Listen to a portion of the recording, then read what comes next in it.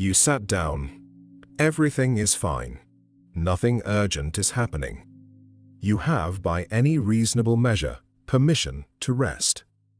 And within approximately 90 seconds, something is already pulling you back. A task you forgot. A thing you should probably do.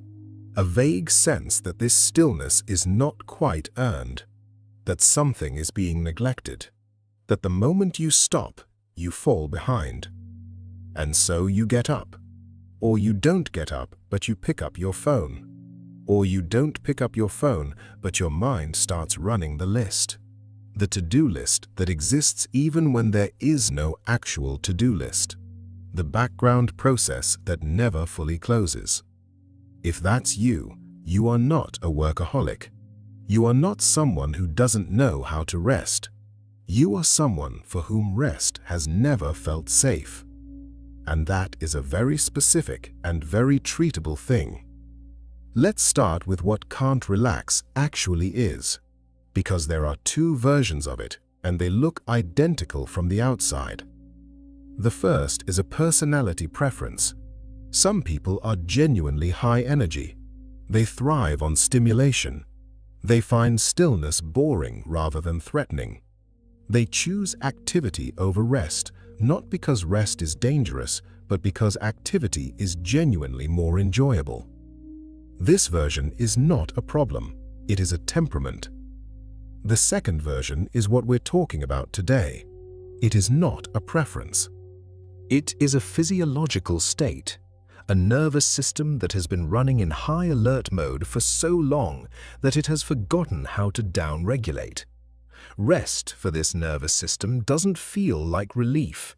It feels like exposure, like the moment the busyness stops is the moment something will catch up to you. Something unprocessed, something you've been keeping at bay through constant motion, something you don't entirely want to look at. Now here's where this comes from, because the inability to relax almost never begins in adulthood. For most people who can't rest, the origin is a childhood or early environment in which being still was not safe. Not physically unsafe necessarily, but emotionally. An environment in which the calm was always fragile, in which stillness preceded disruption often enough that the nervous system stopped trusting it, where things could shift without warning, where the quiet was not peace, but the pause before something difficult. In that environment, staying alert was the correct response. Vigilance protected you. Rest left you vulnerable to being caught off guard. And so the nervous system never developed the capacity to fully switch off, because switching off was never fully safe. There is also a second origin that has nothing to do with early environment.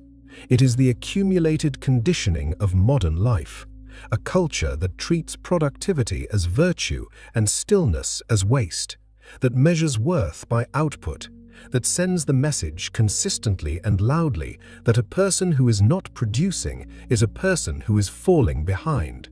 For people already prone to anxiety, this cultural context is not neutral.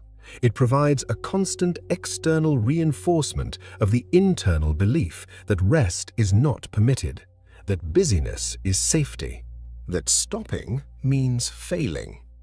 Now here is something that most people who can't relax don't realize. The constant motion is not actually preventing the difficult thing from catching up. It is delaying it, and while it is being delayed, it is accumulating interest. The unprocessed feeling, the avoided thought, the thing you've been keeping at bay through perpetual activity, it doesn't dissolve while you're busy. It waits, and it grows. So the very strategy designed to manage the difficult thing is, over time, making the difficult thing harder to manage. This is the central irony of can't relax. The busyness that feels like protection is also a form of debt, and at some point the debt comes due, often in the form of burnout, exhaustion that doesn't respond to rest, anxiety that has no clear object, a body that has been running on adrenaline for so long that it has forgotten how to stop. Now here's what happens in the body when you cannot relax. The nervous system has two primary modes. The sympathetic mode, sometimes called fight or flight, is the activated state. Heart rate elevated, muscles ready, attention narrowed to threat. The parasympathetic mode, sometimes called rest and digest, is the recovery state. Heart rate slowing, muscles releasing, attention broadening. For most people, these two modes alternate naturally. Activation, then recovery. Stress, then rest. Effort, then ease. For people who can't relax, the sympathetic mode has become the default. The parasympathetic mode is available in theory, but the nervous system doesn't automatically switch to it. It needs to be told it's safe.